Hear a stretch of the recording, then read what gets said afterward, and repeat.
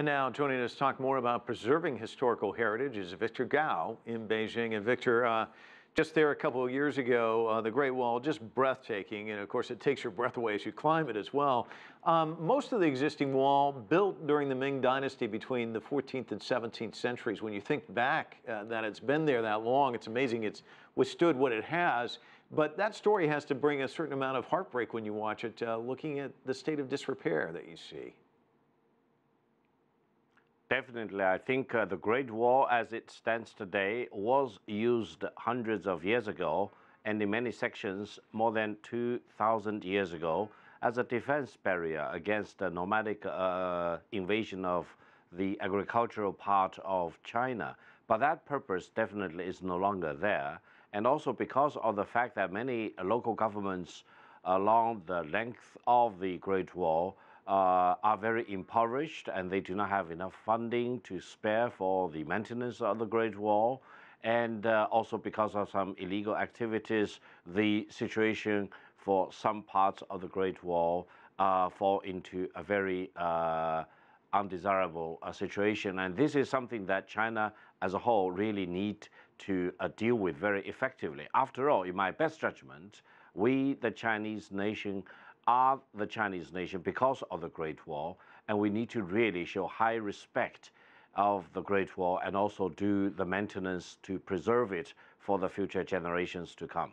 Well, you talk about the high respect. I mean, it's respected worldwide. When I went there, you've got tourists coming from all over the place to see it too, so it's a great draw.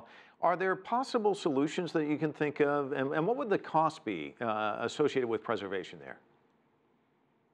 Well, I would say the real effective work for the preservation of the Great Wall should be done on a PPP method, that is public and private partnership. Why? Because purely relying on government funding is not sufficient. However, the government can really play a very important guidance and the leadership role.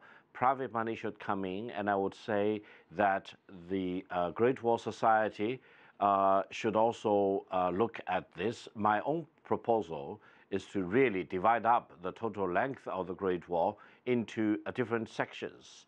And each section may run for 1 kilometer, for example.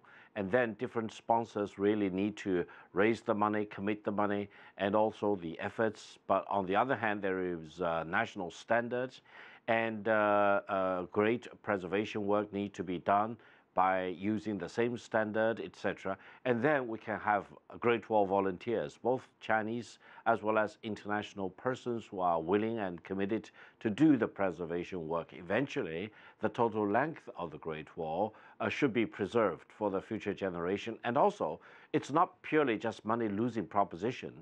If it is done in a proper manner, we can not only do a better preservation work, but also generate tremendous amount of cash flow to support the future preservation going forward. But it sounds like such a long project, doesn't it? I mean, how long would it take to pull this off, do you think? Yes, indeed. Different sections of the Great Wall are in very different conditions. The total length of the Great Wall, in Chinese we call it 10,000 li, so roughly it's about 5,000 kilometers long. But then we have already excavated, different parts of the Great Wall, because sometimes it's not just one Great Wall, it's several Great Walls actually. And also the Great Walls have been built more than 2,000 years ago in the Ming Dynasty, etc. So I would say that as far as preservation is concerned, we need to really understand the total length of the Great Wall. And there have been both Chinese as well as international historians, for example, or preservationists who have walked the total length of the Great Wall and have written marvelous books about it. So I think the great interest will be there. The money, actually, in different parts of the society should also be there. It is just how we deal with this and really come up with a better paradigm so that on the one hand, it's highly sustainable, money will be raised and standardization will be achieved, and also future generations of mankind, not only people here like me in China, but also throughout the world, will come and enjoy the magnificence and the great beauty of the Great Wall, which really has embodied and symbolized the spirit of the Chinese nation. Victor Gao joining us from Beijing. Thanks so much.